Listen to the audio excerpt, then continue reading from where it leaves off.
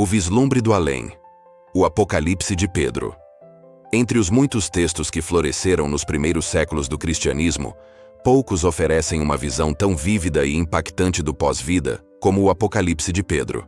Embora não tenha sido incluído no cânone final do Novo Testamento, este livro apócrifo foi amplamente lido e respeitado por muitas comunidades cristãs primitivas, a ponto de ser citado por figuras proeminentes como Clemente de Alexandria. Atribuído ao apóstolo Pedro, o texto se apresenta como uma revelação direta de Jesus Cristo, guiando seu discípulo principal e o leitor por uma jornada inesquecível pelas glórias do paraíso e, de forma ainda mais memorável, pelos tormentos indescritíveis do inferno. Este resumo mergulha nos fatos marcantes desta obra fascinante que moldou a imaginação popular sobre o céu e o inferno por séculos, influenciando até mesmo a Divina Comédia de Dante Alighieri.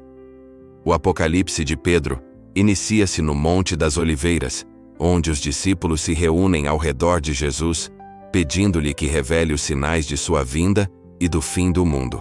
Em resposta, Cristo não apenas descreve os eventos escatológicos como falsos messias e tribulações, mas também concede a Pedro uma visão direta do que aguarda a humanidade após o juízo final.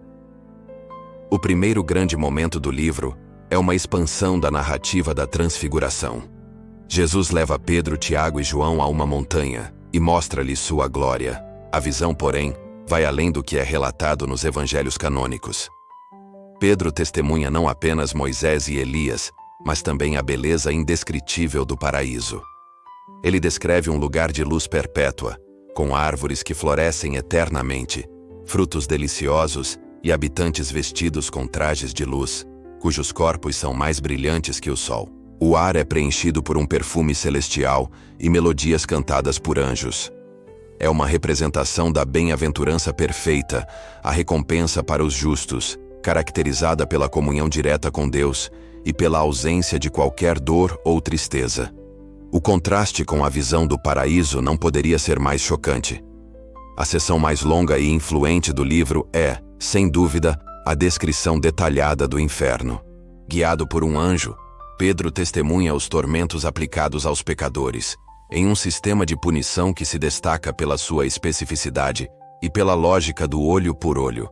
Cada castigo corresponde diretamente ao pecado cometido em vida. Esta é a parte mais marcante e original da obra. Blasfemadores e falsos profetas. Aqueles que blasfemaram contra Deus são pendurados pela língua sobre um fogo crepitante. Adúlteros e fornicadores. Mulheres que se enfeitaram para o adultério são penduradas pelos cabelos sobre um pântano de lama fervente. Os homens que pecaram com elas são pendurados pelos pés, com a cabeça mergulhada na mesma lama. Homicidas e cúmplices.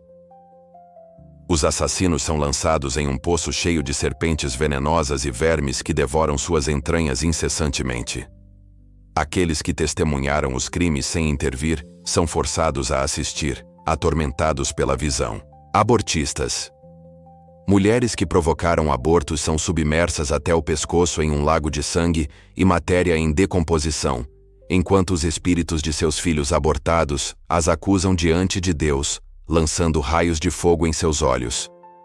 Caluniadores e falsas testemunhas.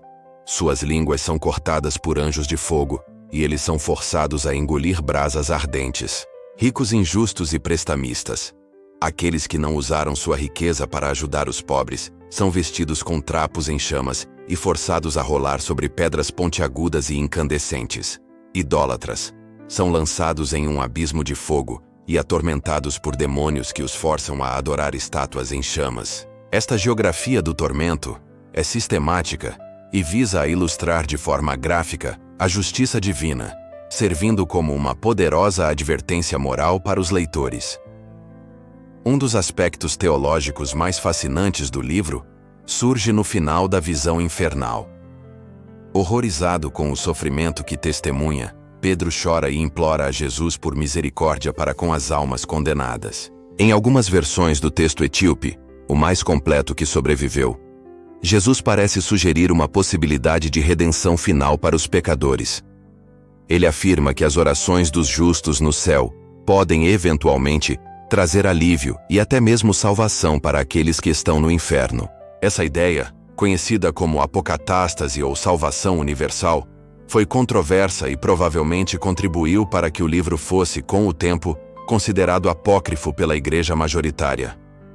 O Apocalipse de Pedro é uma janela extraordinária para a mentalidade cristã do século seguinte. Sua popularidade inicial demonstra o anseio dos primeiros cristãos por respostas concretas sobre o que acontece após a morte. Mais do que um simples texto de terror religioso, ele funciona como um compêndio moral, utilizando imagens vívidas e inesquecíveis para reforçar a ética cristã.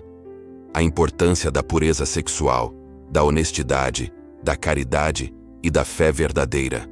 Embora tenha sido deixado de fora da Bíblia, seu legado é inegável. As descrições detalhadas do inferno com punições que se encaixam nos pecados criaram um modelo visual e narrativo que ecoou através da arte da literatura e da teologia ocidental, provando que mesmo à margem do cânone, uma obra pode ter o poder de definir a imaginação de toda uma civilização.